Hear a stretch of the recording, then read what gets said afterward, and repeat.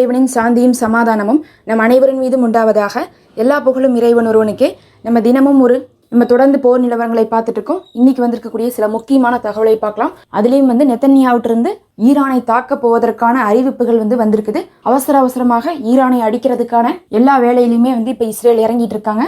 ஏன்னா இதுதான் சிரியா விழுந்திருக்கக்கூடிய சரியான நேரம்னு சொல்லி இந்த முடிவுக்கு வந்திருக்காங்க. அதை பற்றியெல்லாம் பார்க்கலாம். அதுக்கு முன்னாடி நம்ம காசாவில் என்ன நடந்திருக்குன்னு பார்த்துட்டு போயிடலாம். முதல்ல காசாவில் பார்த்தா நேற்றைய தினம் மட்டுமே செய்த தாக்குதலில் 70க்கும் மேற்பட்டவங்க இறந்திருக்காங்க அப்படிங்கக்கூடிய தகவல் முதல் கட்டமாக வந்திருக்குது. அது மட்டும் இல்லை, நிறைய வீடியோக்கள் அங்கிருந்து தாக்குதல் செய்யப்பட்ட இடத்துலேருந்து வரும். அதில் இந்த தடவை வந்த வீடியோக்கள்லாம் பார்க்கவே முடியாத அளவுக்கு உடலெல்லாம் துண்டாகி இருக்கக்கூடிய காட்சிகளாகவே வெளிவந்திருக்குது. அவ்வளோ ஒரு பயங்கரமான தாக்குதலை நேற்று காசாவில் செஞ்சுருக்காங்க. அதே மாதிரி வெஸ்ட் பேங்க்லேயும் என்ன நடந்துட்டு இருக்குதுன்னு பார்க்கும்போது அங்கேயுமே ஜெனின் பகுதியில் இஸ்ரேல் ராணுவத்துக்கும் அங்கே இருக்கக்கூடிய ஜெனின் படைக்கும் நேருக்கு நேராக சண்டைகள்லாம் நடந்துட்டு இருக்குது. அதில் ஜெனின் படையுடைய தாக்குதலில் பல பேர் நேற்று படுகாயம் அடைந்திருக்காங்க.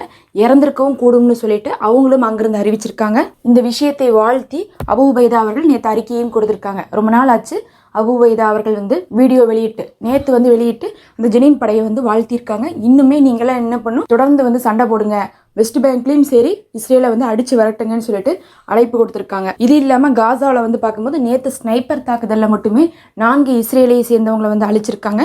அதோட சேர்ந்து 20 பேர் பயணித்து வந்த ராணுவ கெரியரை தாக்கியிருக்காங்க. 20 பேர் அப்படிங்கும்போது எத்தனை பேர் இறந்திருக்காங்க அப்படிங்கக்கூடிய தகவல் தெரியல. ஆனால் ஹெலிகாப்டர் அவங்களெல்லாம் தூக்கிட்டு போயிருக்கு. கண்டிப்பாக அதிகமானவங்க படுகாயம் அடைந்திருப்பாங்க. இன்னும் நெட்சரிம் காரிடோர்லையும் 107 அப்படின்னு சொல்லக்கூடிய ராக்கெட் தாக்குதலை செய்திருக்காங்க. நெட்சரிம் காரிடோர் முழுசா என்ன பண்ணிட்டாங்கன்னா காசாக்குள்ளேயே இருக்கக்கூடிய இடத்துல இஸ்ரேல் ராணுவ தளத்தை கட்டி அந்த இடத்த பிடிச்சி வச்சிருக்காங்க. அதை பிடிச்சி வச்சிருக்கிறதுனால தான் அவங்களுக்கு என்ன சொல்கிறாங்கன்னா, வடக்கு நாங்கள் என்ன பண்ணிடுவோம், அப்படியே முற்றுகையிட்டுருவோம் அதனுடைய உதவியோட அப்படின்னு சொல்லிட்டு நினச்சிட்டு இருக்காங்க. அந்த பகுதியிலையும் தொடர்ந்து தினமும் ராக்கெட் தாக்குதலை செய்து கொண்டு இருக்கிறாங்க. அது வடக்குக்கும் மத்திய காசாவுக்கும் நடுப்பட்ட இடமாக இருக்குது. அங்கே தான் பார்த்தா கட்டுப்பாட்டு பில்டிங்லாம் இருக்குது.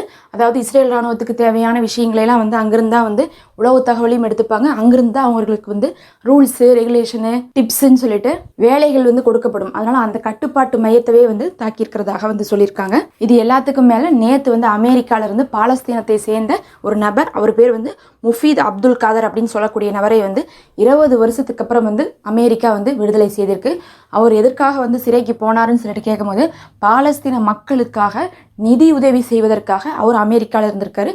அங்க ஒரு அமைப்பு மாதிரி ஃபார்ம் பண்ணி அவங்க என்ன பண்ணியிருக்காங்க, ஒரு 5 பேர் சேர்ந்து அங்கெல்லாம் மணியெல்லாம் கலெக்ட் முஸ்லீம்கிட்ட இருந்தெல்லாம் என்ன பண்ணியிருக்காரு, அந்த காசை டாலரை வாங்கி பாலஸ்தீனத்துக்கு அனுப்பியிருக்காரு. அதனால பாலஸ்தீனத்துக்கு உதவி செஞ்சாங்க அப்படிங்கக்கூடிய காரணத்துக்காகவே அந்த 5 பேர்த்தையும் கைது பண்ணியிருக்காங்க. 20 வருஷம் கழிச்சு இந்த ஒரு நபர் மட்டும் விடுதலை செய்யப்பட்டிருக்காரு. மிச்ச 4 பேர்த்துக்கு மேலே இன்னும் வேற குற்றங்கள் போடப்பட்டிருக்கு.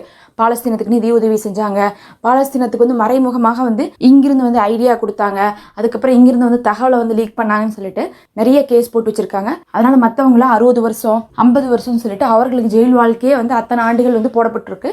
இவர் ஒருத்தர் மட்டும் என்ன ஆயிருக்காருன்னா 20 வருஷம் கழிச்சு வெளியே வந்திருக்காரு. அவருடைய குடும்பத்தினர் நெகிழக்கூடிய காட்சிகள்லாம் தொடர்ந்து பரவிட்டு இருக்கு. பாலஸ்தீனத்தில் இருக்கிறவங்களும் அதை ரொம்ப ஆதரிச்சிருக்காங்க. ஏன்னா அவருடைய உதவியில 20 வருஷத்துக்கு முன்னாடி பாலஸ்தீனத்துடைய குழுக்களுக்கெல்லாம் நிதி உதவியெல்லாம் வந்திருக்குது. அதனால பாலஸ்தீனமே அந்த ஒரு விஷயத்தை ரொம்ப சந்தோஷமாக பார்த்துருக்காங்க. இப்போ நம்ம அப்படியே என்ன பண்ணிடலாம், சிரியாவில் ஃபர்ஸ்ட் இஸ்ரேல் என்ன பண்ணுதுன்னு பார்த்துடலாம். பார்த்துட்டு அந்த நிலைமை புரிஞ்சாவே தெரிஞ்சிடும் ஏன் இப்போ ஈரான் அடிக்க போறாங்கன்னு சொல்லிட்டு. நம்ம சிரியாவில் ஏற்கனவே சொல்லிட்டு இருக்கோம், டமாஸ்கஸ் பக்கத்தால் வரையும் நிறைய இடத்த பிடிச்சிட்டாங்கன்ட்டு. அதே மாதிரி தான் இப்பயும் தொடர்ந்து பிடிச்சிட்டு இருக்காங்க. அதுலேயும் முக்கியமாக ஒரு மலைப்பகுதி நம்ம சொல்லியிருந்தோம் முந்தா நேற்று, மவுண்ட் ஹெரூன் அப்படின்னு சொல்லக்கூடிய மலைப்பகுதி. அந்த மலைப்பகுதியில் இப்போ என்ன விஷயம்னா, அந்த மலையை இவங்க பிடிச்சனால மலைக்கு பக்கத்தில் இருக்கக்கூடிய கிராமங்கள் என்ன ஆகுதுன்னா இஸ்ரேலுடைய கண்ட்ரோலுக்கு வருது. ஆனால் அந்த கிராம மக்கள் ஒத்துக்கிட்டாங்களான்னு கேட்டால் அவங்க அதுக்கு மேலே நாங்கள் விரும்புகிறோம், இஸ்ரேலோடு இணைந்து கொள்ள ஆசைப்படுறோம், நீங்கள் இஸ்ரேலோடு இதை சேர்த்துட்டு என்ன பண்ணுங்கன்னா எங்களுக்கு தேவையான உதவியெல்லாம் பண்ணுங்க அப்படிங்கிற மாதிரி அந்த மலைக்கு கீழே இருக்கக்கூடிய அந்த கிராமத்து மக்கள்லாம் என்ன பண்ண ஆரம்பிச்சிட்டாங்க, இஸ்ரேலோடு சேர்றோம், சிரியாவிலேருந்து எங்களை என்ன பண்ணிடுங்க, கழட்டி விட்டுருங்கன்னு சொல்லிட்டு அவங்க வேற என்ன பண்ணியிருக்காங்க, நேற்று நிறைய வீடியோக்கள் எல்லாம் பேசி வெளியிட்டிருக்காங்க. அந்த மக்களே ஒத்துக்கிறாங்க அப்படிங்கிறது வெளிப்படையாகவே தெரியுது. அதில் சந்தேகமே கிடையாது. ஏன்னா அங்கே இருக்கக்கூடிய மக்கள் வேற இனத்தை சேர்ந்தவங்க, அவங்க தனி மதம் பின்பற்றக்கூடியவர்களாக இருக்கிறனால அவங்களுக்கு வந்து இஸ்ரேலோடு சேர்றதே நல்லது. நம்ம சிரியா கூட இருந்துட்டு அப்பப்போ பிரச்சனை பண்ணிகிட்டே இருக்கிறதுக்கு இஸ்ரேலோடு சேர்ந்துட்டோம்னா இஸ்ரேல் என்ன பண்ணாது, நம்மளை பிரச்சனை பண்ணாது அப்படிங்கிற மாதிரி என்ன பண்ணிட்டாங்க, வேண்டுகோள் வச்சிருக்கிறனால அந்த பகுதிகளில் என்ன ஆக போகுதுன்னா இப்போ வந்து இஸ்ரேலோட சேரப்போகுது. ஒரு பக்கம் இப்படி ஒரு நிலைமை. இன்னொரு பக்கம் வந்து பார்க்கும்போது நம்ம நேற்றே சொல்லிட்டோம், அவங்களுடைய கப்பல்கள் அதுக்கப்புறம் விமானங்கள்னு சொல்லிட்டு போருக்கு சம்மந்தமான எல்லா விஷயத்தையும் அழிச்சிட்டு இருக்காங்க. அதுவும் வந்து ஈரானோடது ரஷ்யாவோடது மட்டும் கிடையாது, அது சிரியாவோடதும் சேர்த்து தான் அழிச்சிட்டு இருக்காங்க. எல்லா நாட்டுக்குமே தான் வந்து என்ன பண்ணுவாங்க, கடல் படை, தரைப்படை, வான்படைன்னு வச்சுருப்பாங்க. எல்லா நாட்டுக்குமே வந்து அதுக்கான அஃபீஷியலான பர்மிஷன் இருக்குது, எல்லாருமே தேவையான பொருட்கள்லாம் வச்சுக்கலான்னு சொல்லிட்டு. ஆனால் அதெல்லாம் வந்து அழிக்கிறதுக்கு இஸ்ரேலுக்கு வந்து அனுமதியே கிடையாது. ஆனால் அது எல்லாத்தையும் அழிச்சிட்டு இருக்கு, தட்டி கேட்கறக்கும் அங்கே ஆள் இல்லை. இதில் வேறு அமெரிக்கா என்ன பண்ணியிருக்காங்க, இந்த இப்போ வந்திருக்காங்களே HTS உடைய தலைவர், அவங்கள வந்து சொல்லும் போது நாங்கள் இப்போ என்ன பண்ணிட்டு இருக்கோம்னா அங்கே இருக்கக்கூடிய அந்த கெமிக்கல் வெப்பன்லாம் நாங்கள் அழிச்சிட்டு இருக்கோம். கெமிக்கல் வெப்பன்லாம் அழிச்சதுக்கு பிறகு இஸ்ரேலுக்கு எந்த ஒரு அச்சுறுத்தலும் இல்லை அப்படிங்கிறது கன்ஃபார்ம் ஆச்சுன்னா நாங்கள் வந்து சிரியாவுக்கு ஹெல்ப் பண்ணுவோம்னு சொல்லிட்டு இன்றைக்கி அமெரிக்கா வந்து என்ன பண்ணியிருக்காங்க, ஒரு அனௌன்ஸ்மெண்ட் கொடுத்துருக்காங்க. இவங்க கெமிக்கல் வெப்பன்னு சொல்லி போட்டு ஏதோ அணு ஆயுதத்தெல்லாம் பற்றி சொல்லலை, சும்மா சாதாரணமாக அழிக்கிற எல்லாத்தையுமே நாங்கள் கெமிக்கல் வெப்பனை தான் வந்து அழிக்கிறோம் அப்படின்ட்டு இருக்காங்க. அதே மாதிரி தான் காசாவில் யார் அழித்தாலும் போராளிகளை தான் அழிக்கிறோம்னு சொல்லுவாங்க. அந்த மாதிரி தான் என்ன பண்ணியிருக்காங்க, இன்றைக்கி அமெரிக்கா வந்து சொல்கிறாங்க எல்லா வளங்களையும் அழிச்சிட்டு என்ன பண்ணுறாங்க, சிரியாவுக்கு சப்போர்ட் பண்ணுறோங்கிறாங்க. இதுக்கு நடுவில் என்ன இருக்குன்னா துருக்கிட்ட வந்து போய் ரஷ்யா பேசிட்டு வந்திருக்காங்க. எதுக்காகன்னு வந்து பார்த்தம்போது அந்த லடாக்கியா டார்டஸ் அப்படின்னு சொல்லக்கூடிய 2 பகுதிகள் இருக்குது சிரியாவில். அங்கே தான் வந்து ரஷ்யாவுடைய நிலையங்கள் இருக்கும். அந்த லடாக்கியா டார்டஸில் இருக்கக்கூடிய 2 இடத்துலையுமே இருக்கக்கூடிய ஒரு சில நிலையங்கள் அவர்களுடைய வாகனங்கள்லாம் அப்படியே பத்திரமா இருக்குது. இன்னும் வந்து அதை இஸ்ரேல் வந்து அட்டாக் பண்ணல. அதனால என்ன பண்ணியிருக்காங்க, ரஷ்யா துருக்கிட்ட சொல்லி துருக்கி வந்து இஸ்ரேல்கிட்ட சொல்லியிருக்காங்க. இப்போ இஸ்ரேல் என்ன சொல்லியிருக்காங்கன்னா, சரி நாங்கள் அதை தாக்கல, நீங்கள் வேணால் வந்து இருந்துக்கோங்க அப்படின்னு சொல்லிட்டு ரஷ்யாவுக்கு வந்து பர்மிஷன் கொடுக்குறாங்க. ஆனால் அமெரிக்கா வந்து கோவப்படுறாங்க, நாங்கள் வந்து விடமாட்டோம், ரஷ்யா வெளியேறினதே பெரிய விஷயம், நீங்கள் எதுக்கு ரஷ்யாவை விடுறீங்க, ஈரான் எப்படி விட மாட்டீங்களோ அந்த மாதிரி ரஷ்யாவை விட வேண்டாம் அப்படின்னு சொல்லிட்டு அமெரிக்கா வந்து இஸ்ரேலுக்கு அழுத்தம் கொடுக்குது. இஸ்ரேல் வந்து ரஷ்யாவுடைய நிலையங்களை தாக்கவும் இல்லை, அவங்க வந்து இருக்கிறதுக்கு வந்து பர்மிஷன் கொடுக்குறதாக முதல் கட்டமாக தகவல் வருது. ஆனாலும் வந்து இன்னும் அது உறுதியாக்கப்படலை. தொடர்ந்து ரஷ்யா வந்து அங்கே வரணும்னு ஆசைப்பட்டுக்கிட்டே இருக்கிறாங்க, பேச்சுவார்த்தை நடத்திட்டே இருக்கிறாங்க.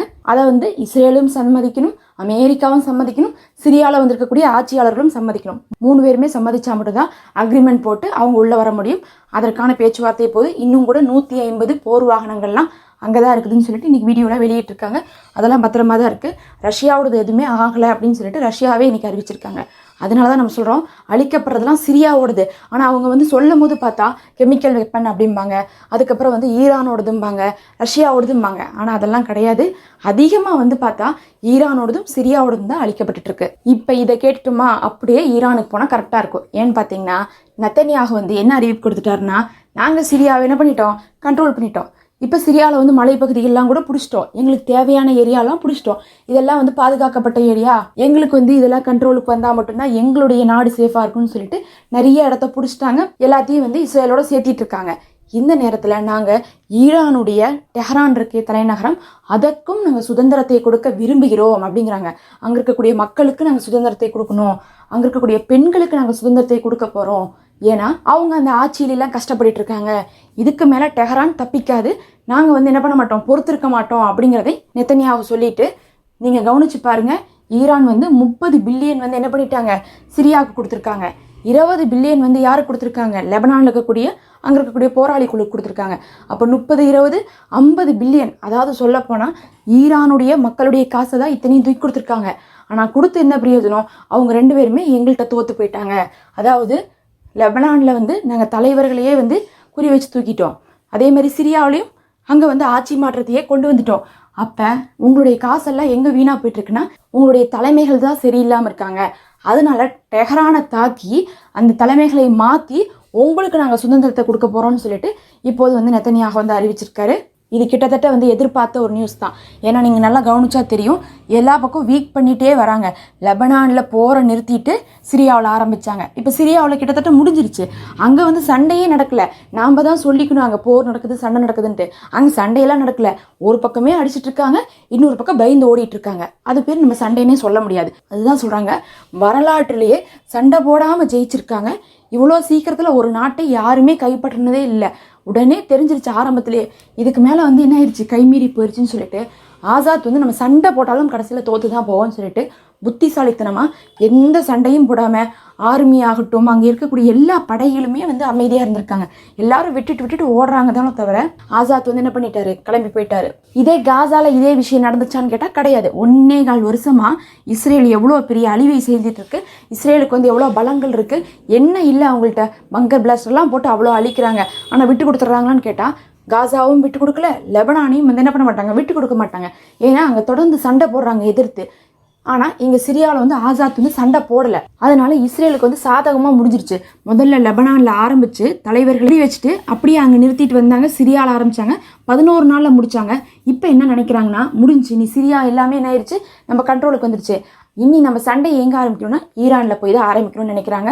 சிரியாவை பொறுத்தளவுக்கு சண்டை போடாமலே ஈஸியாக ஜெயிச்சிட்டனால அடுத்தது அவங்களால ஈஸியாக வந்து என்ன பண்ண முடியுது, ஈரானுக்கு போக முடியுது. இதே வந்து சிரியா சண்டை போட்டிருந்தா ஈரானை நோக்கி இந்த போர் போயிருக்காது, சிரியாவிலேயே 1 வருஷத்துக்கு இது கண்டினியூ ஆகிருக்கும். இப்போ அதனால் என்ன பண்ணுறாங்கன்னா, நம்ம இந்த நேரத்தில் ஈரான் பலவீனமாக இருக்கிறாங்க, எல்லாரும் என்ன பண்ணுறாங்க, கொஞ்சம் அமைதியாக தான் போகிறாங்க. 2 பக்கமுமே லெபனான் தரப்புலையும் சரி ஈரான் தரப்புலையும் சரி. அதனால இஸ்ரேலுக்கு நல்லா புரிஞ்சிருச்சு இதுதான் சரியான நேரம். அதனால் அந்த அணு ஆயுதம்லாம் இருக்கக்கூடிய இடத்த குறி வச்சு தாக்கிடலாம். ஏன்னா டெஹரான்னு சொல்கிறதே அங்கே இருக்கக்கூடிய தலைநகரத்தில் இருக்கக்கூடிய முக்கியமான அணு ஆயுத பேஸு தான் அவங்க சொல்கிறாங்க. அவங்களுக்கு வந்து கண்ணே அந்த அணு ஆயுத பேஸு, அந்த நியூக்ளியர் வெப்பனில் இருக்கக்கூடிய இடம் தான். அதை அழிச்சிட்டா போதும், நாளைக்கு எப்பயுமே இஸ்ரேலுக்கு எதிராக அவங்க அதை வந்து பயன்படுத்த முடியாது அப்படிங்கக்கூடிய ஒரு நம்பிக்கை இருந்துகிட்ருக்கு. அதனால் ஆய்வாளர்கள் என்ன சொல்கிறாங்கன்னா, இதே அறிவிப்பை சிரியாவில் கொடுத்து 1 வாரத்தில் சிரியாவுடைய ஆட்சி மாறிச்சு. அதே மாதிரி வந்து இப்போ ஈரானில் கொடுத்துருக்காங்கன்னா கண்டிப்பாக இன்னும் 1 வாரத்துக்குள்ளே இஸ்ரேல் வந்து ஈரானை அட்டாக் பண்ண போகுதுன்னு அர்த்தம் அப்படின்ட்டாங்க. சீக்கிரமே ஈரானோடு இன்னொரு முனையிலையும் வந்து சண்டையை ஆரம்பிக்க போகுது. இதெல்லாம் தான் முக்கியமான செய்திகள். நம்ம அடுத்த ஒரு காணொலியில் சந்திப்போம். தொடர்ந்து இணைந்திருங்கள்.